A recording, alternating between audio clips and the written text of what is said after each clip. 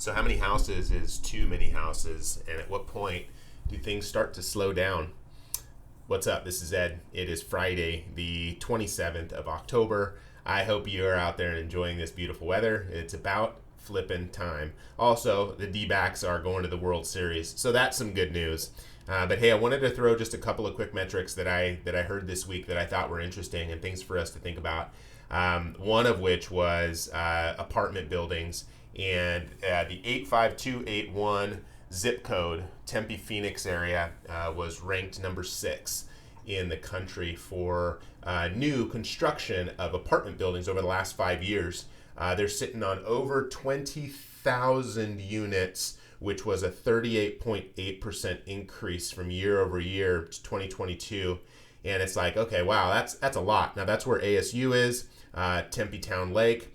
If you're familiar with the new construction and projects that are here in Phoenix or slated, there's also this big project that's being slated for downtown Phoenix. I saw a rendering. There's like a Ferris wheel, all kinds of cool stuff. That will be cool. But I mean, still some ways to go there. So think of all the new housing and construction that's happening there. We're downtown in the Phoenix area, and new construction here. Not just what's broken ground already, but tons of projects. And I use that sparingly because I don't know the actual numbers. But even here on McDowell, we've got 2 more additional projects that have already been permitted, that have already passed through zoning, that still have not yet broken ground for one reason or another, and a large one that has. So seeing what's happening even here in our local space is pretty amazing.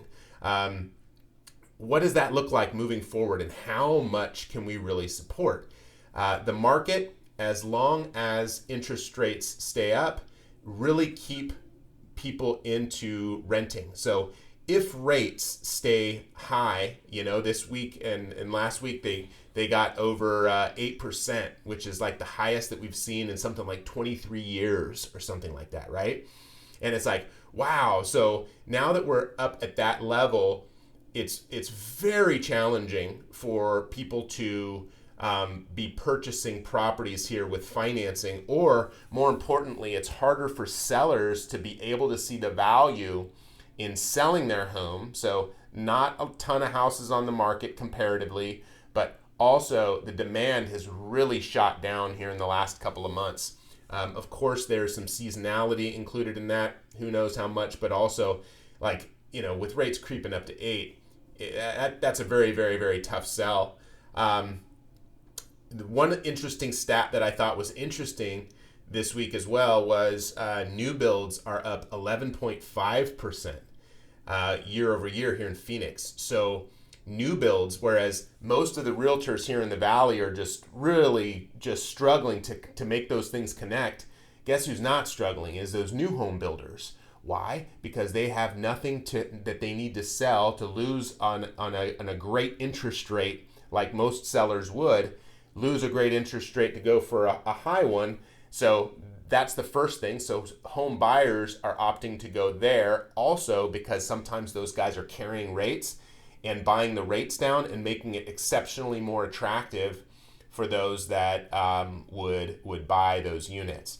So I thought that was also an interesting stat with new builds, developing like they are, and so many of them still here in the Valley, and all these new apartments that are coming online. Like, what does that look like for housing 5 years from now, 10 years from now?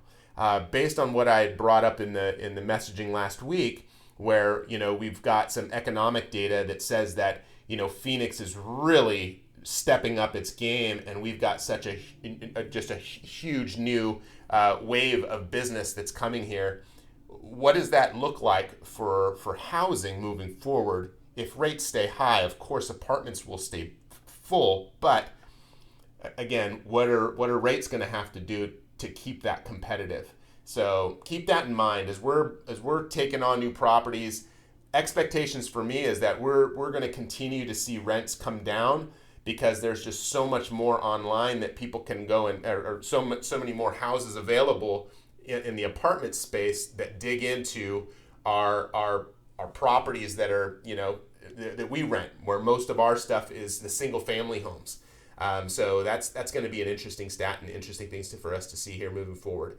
This week, however, and this month comparatively is stronger on the leasing side than we saw in September. And again, July and September so far have been such weird months for leasing. Don't know what to make of that yet. Nothing has emerged that's told us exactly what that would be. But as we uncover that stuff, I'll keep you posted, because again, like property management sleuths, like we got to figure out what that stuff is. It's interesting, but also it definitely impacts all of us. Hey, I appreciate you watching. I hope you have an amazing weekend.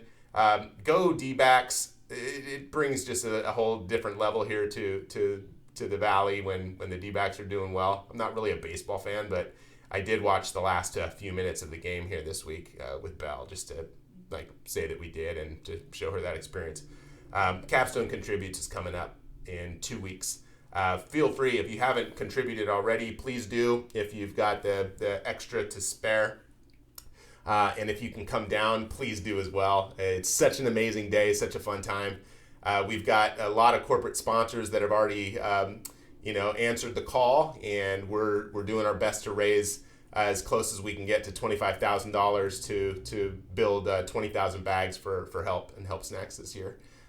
Thanks. If you can make it down, please do. If you'd like more information, please let us know. But again, it's all tax deductible donations made directly to help through our link that we have, and we'd love to see you out there. Thanks so much for watching. Have a good one. Bye.